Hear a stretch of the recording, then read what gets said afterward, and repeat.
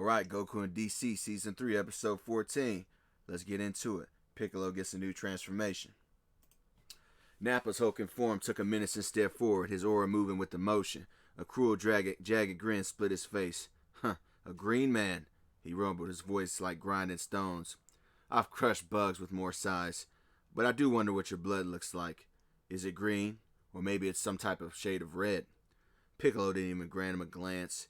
His crimson eyes scanned the devastated battlefield, the cratered landscape, the struggling forms of Aquaman and Starfire. His primary concern was absent. A deep frown settled on his features. Where is that idiot? He growled, more to himself than anyone. He turned his head slightly toward Aquaman, who was leaning on his trident, with his one remaining arm catching his breath.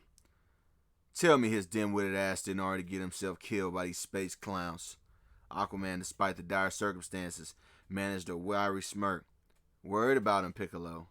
That's surprising. You don't have to be. Goku's not dead. He's just misplaced. At Piccolo's impatient glare, he elaborated. He was pulled into another dimension during the fight with Wonder Woman's adversary. Raven is working on a way to bring him back. It's taking everything that she has. Piccolo grunted with a mix of annoyance and intrigue flashing in his eyes.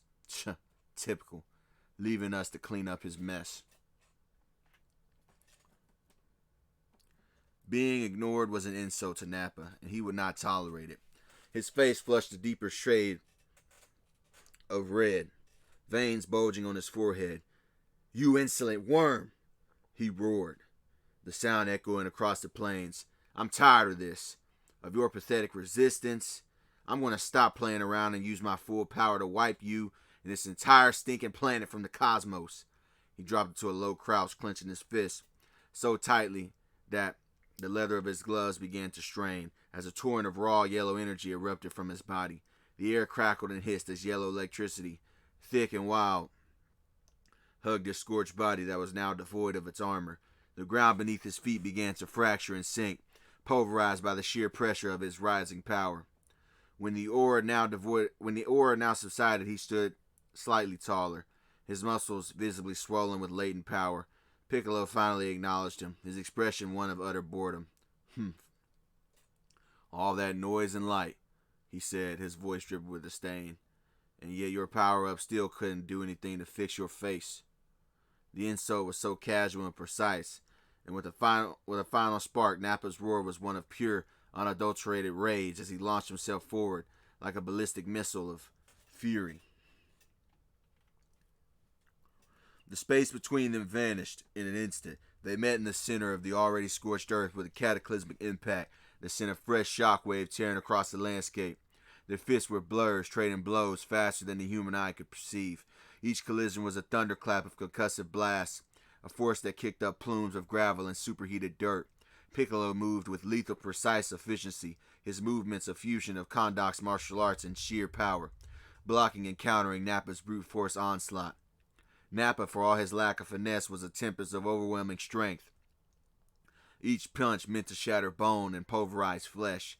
They became a whirlwind of green and beige, a destructive dance that carved new canyons into the earth with every sidestep and lunge. The very air vibrated with their conflict, a relentless exchange where the gravel kicked up by their movements fell like shrapnel from continuous explosion.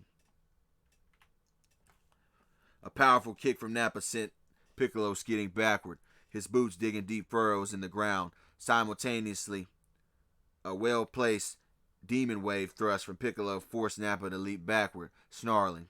They stood apart for a moment, chest heaving, the air thick with dust and animosity. Then, in a horrifying mirror image, both warriors' jaws began to unhinge. Deep within their throats, a terrifying light began to build. A corrosive, brilliant yellow in Nappa's gaping maw, and a focused, searing orange in Piccolo's. Then, without a word, they unleashed hell.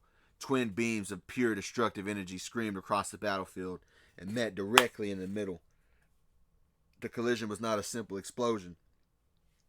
It was similar to a antimatter reaction. A sphere of silent, blinding white light swelled for a nanosecond before detonating outwards with apocalyptic force. Boom! The ground for 100 yards in every direction simply ceased to exist, vaporized into a glassy crater. The resulting shockwave flattened what was still standing of the few trees that remained and sent Aquaman and Starfire scrambling for cover behind a shattered rock formation.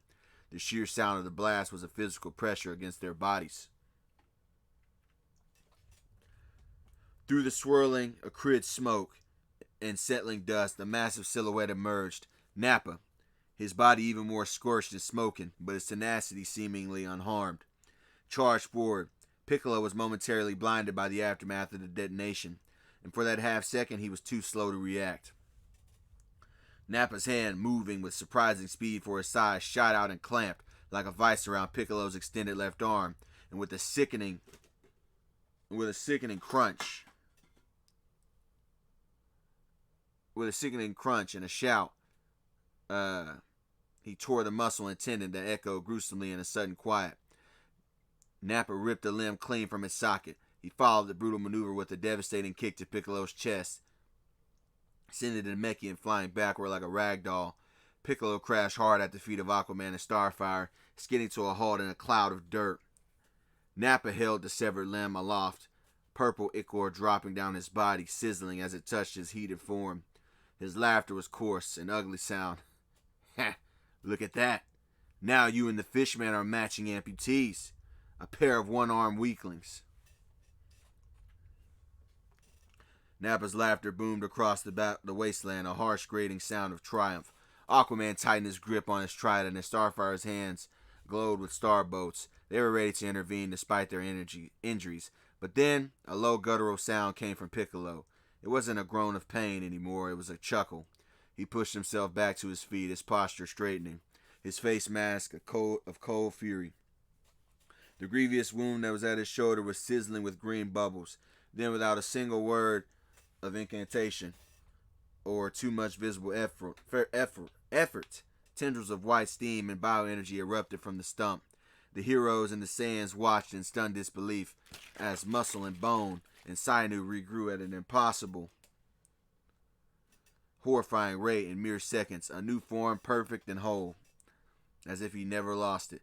He flexed at the end of Piccolo's shoulder, his fist clenching with a definitive crack. Nappa's laughter died in his throat, his jaw growing slack. His trophy, his severed arm, suddenly seemed pathetic and meaningless. He dropped it to the ground, his expression one of complete and utter bafflement. What kind of freak are you? He stammered. Pause. What kind of freak are you? What type of shit you on, Nappa? Anyway. Piccolo rode his newly formed shoulder, the action smooth and effortless. The cold fury on his face melted away, replaced by something far more unnerving, a smirk. It was a look of knowing superiority, of a card that was yet to be played. It wasn't the jovial grin of Goku. This was the confident predatory smile of a true demon who had just been handed the keys to heaven. Nappa took an involuntary step back, his bravado shaken by the unnatural display of Regeneration and the unsettling calm of his opponent as he walked with confidence. Piccolo began to speak. "I'll admit it," Piccolo said, his voice a low resonant rumble that carried across the battlefield. "As I am now, you might have a slight edge. Your raw power is considerable." He took a single deliberate step forward. The air around him seemed to grow heavy. "But savages like you are all the same. So obsessed with the power that you have that you're blind to the power that can be given." His smirk widened. "Wait until you see what I have become." Piccolo's head suddenly snapped upward, his eyes gazing into the heavens, as if seeking a specific star. His voice, when he spoke, was no longer a rumble, but a thunderous command that seemed to shake the very fabric of reality. "Shazam!" The word was a clap of divine thunder. A colossal bolt of magical lightning, gold and brilliant white, lanced down from a clear sky, striking Piccolo directly. He was consumed by the blinding energy within the column of light. His form underwent a miraculous transformation. His muscles expanded, not with bulging brutality of the Saiyan before him, but with the sculpted, potent grace of a god. An aura of crackling yellow lightning settled around him like a corona. His traditional clothing was replaced by a long, flowing golden cape, its high collar framing his head, beneath which was a stark black hood. His gi remained black, but emblazoned on his chest was a brilliant yellow lightning bolt, the symbol of the wizard's power. When the light faded, his eyes snapped open. They now glowed with the fierce, unwavering light of the sun itself, pools of molten gold that held ancient power. He took a step forward, the ground firm under his feet. His voice, when he spoke, was layered, echoing with the wisdom of the wizard and the might of the gods. "This," he intoned, the words resonating with absolute authority, "is what happens when the king of demons becomes a god." A profound silence fell over the battlefield. Nappa stood frozen. His previous arrogance was almost completely evaporated. He couldn't sense energy like Goku or Piccolo. His power assessment came from his scouter and years of instinct. But even without his scouter now, he could feel it. The change wasn't just visual, it was palpable. Pressure that weighed on his very soul. A primal, terrifying presence that had nothing to do with Ki. This was something older.